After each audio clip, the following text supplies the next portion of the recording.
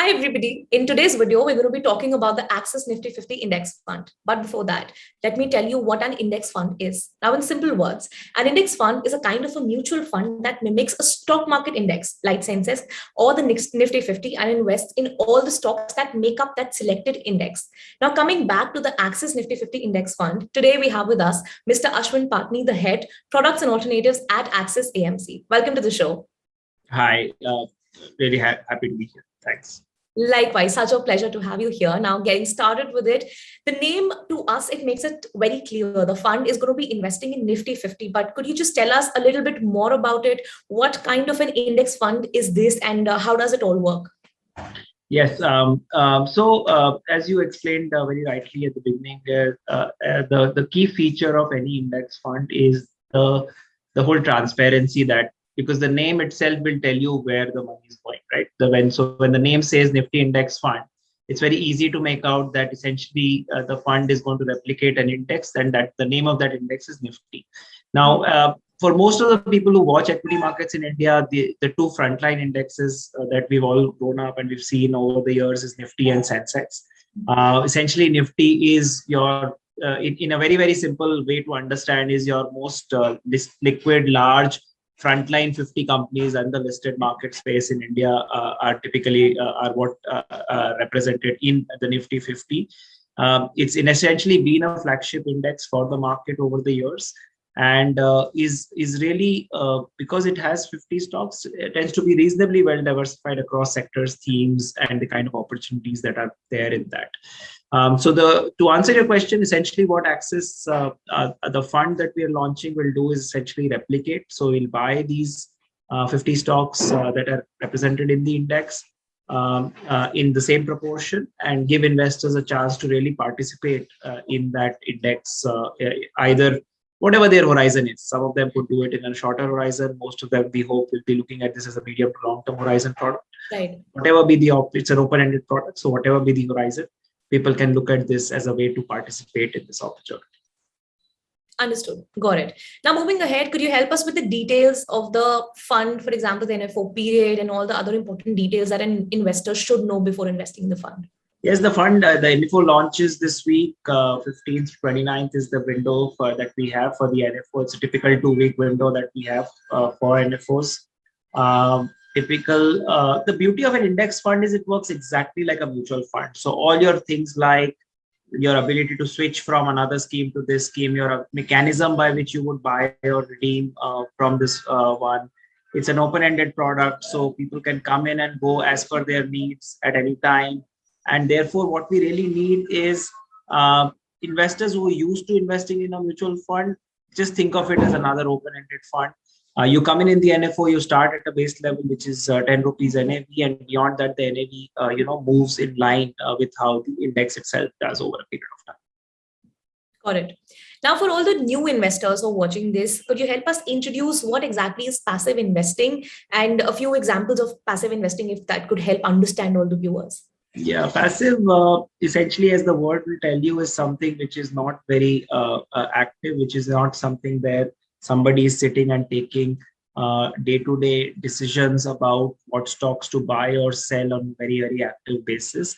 Passive essentially involves, replicating a certain index or a certain basket on a specific rules. So essentially, the key characteristics of a product like this is that it is very stable. The portfolio tends to have these stocks. In our case, for example, the passive product is investing in a basket of 50 stocks, which represent the Nifty. And that those stocks and the weights tend to be quite stable over a period of time. So that's one of the features. The second feature is that it's pretty easy for an investor in terms of predictability or visibility of what is going on. So they know that this is the portfolio that they'll broadly be investing into, because it is stable and because this portfolio is known, and because the index itself is known, people know what they're getting into. The third feature is that it's not actively managed. So it's not that whether it is, in our case, it's Axis, which is offering this product, but any other fund house also which is offering any passive product, the fund manager is not sitting and taking a judgmental call that whether this, out of these 50 stocks, these stocks are right or not right from an investment perspective for their fund. Essentially, you're just buying the whole basket and you're getting the performance of the entire basket.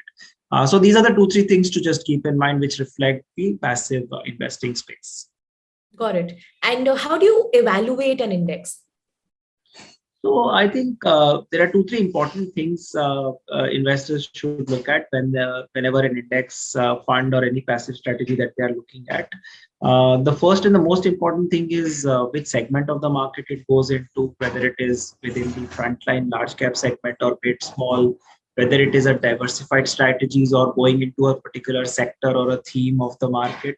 So in short, whether it is a broad strategy or whether it is a narrow strategy.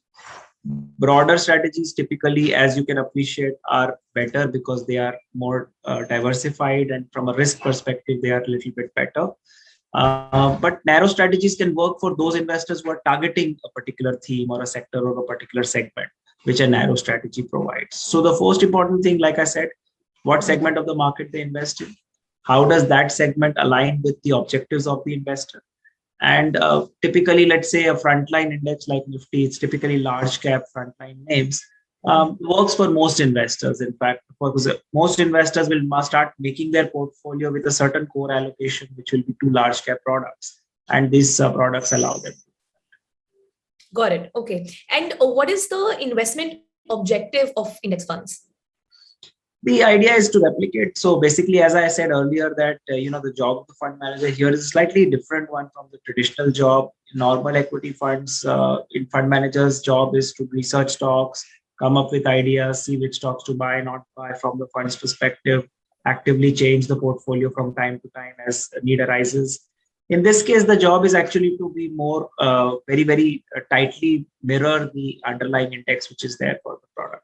So basically what you're trying to do is make sure that at any time, if there are 50 stocks, in this case, for example, that need to be tracked, the portfolio is as accurately reflective of that basket as possible. So the departure is minimal. If a certain security needs to be at a certain weight, for example, 5.43, how can you achieve that weight as close to that as possible?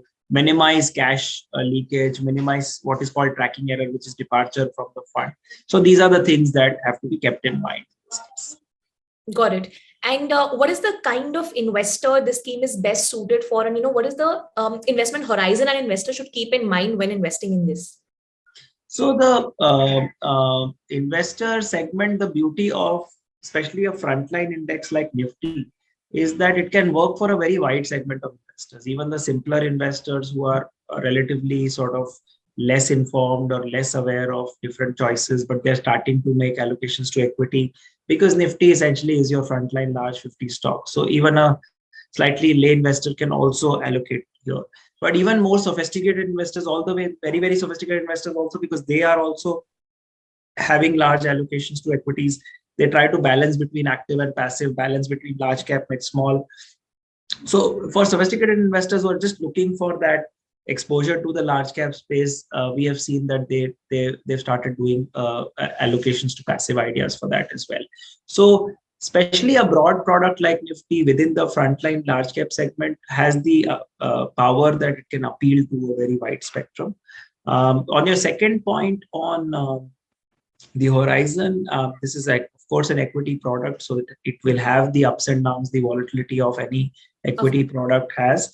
And therefore, in an ideal situation, we would like people to look at this as a long-term option, because the power of equity really comes out in when you hold these products for at least a reasonable 3 to 5 year time frame, preferably longer than that. So that's how we would like most people to approach this.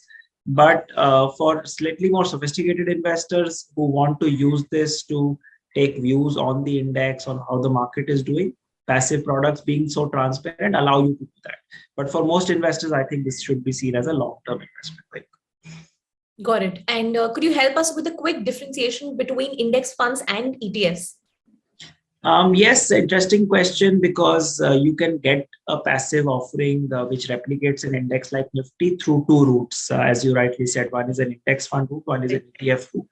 At the back end, both are very similar because the portfolios are exactly similar. But at the front end, they work in a very, very different way, because index funds work, as I explained a little earlier, just like normal mutual funds do. So you buy them, sell them, switch out, switch in, dividend growth, all the usual features work exactly the same way. You can do SIPs, STPs, etc. Just the way you do SWPs on the other side, just the same way. So they are essentially another form, another offering within the broader mutual fund basket. Whereas ETFs are actually quite specialized, because to buy or sell them, you trade them on the exchange, and you buy or sell them using a broking account. You put in a buy order during live market, just the way you would buy or sell a stock. So it's a very specialized thing. It allows you to trade on an intraday price basis as well, the ETFs, whereas index funds are on end of day NAV, like a normal mutual fund does.